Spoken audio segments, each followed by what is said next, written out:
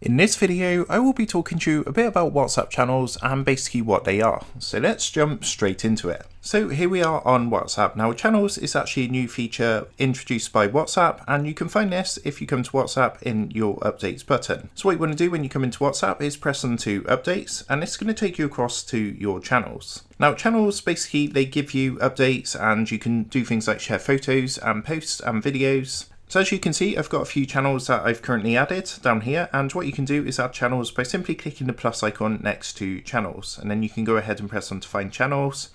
And what you can do is use the search icon at the top to go ahead and search for different channels. So for example, we're going to look at Tottenham Hotspur, the football club. So if we go into this, you can see this is what a channel looks like, and as you can see, there's a lot of different updates from the Tottenham Hotspur channel, which enables you to share posts and sort of videos and status updates. So it's kind of like a mix of Twitter, but it's been added to WhatsApp. Of course, you can use this to find different channels. You can also go ahead and create your own channel.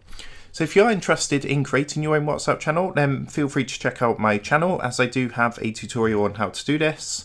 But what you can do is add any of these channels to your feed just by simply clicking the plus button. Once that's done, just come across the update tab and you're going to see all the updates from the channels that you've added. For example, you can see TechRadar here has added a channel update which was sent yesterday, and you can see it says unread because I've not currently read it. But what I can do is press onto this and see their channel and their latest updates. So that's a quick overview of what WhatsApp channels are. I hope this quick video helped you out today, and if it did, I would really appreciate it if you was to consider dropping down below the video, leaving a like and also subscribing to the channel. With that being said, I just want to take a minute to thank you for watching this quick video, and I will see you in the next tutorial.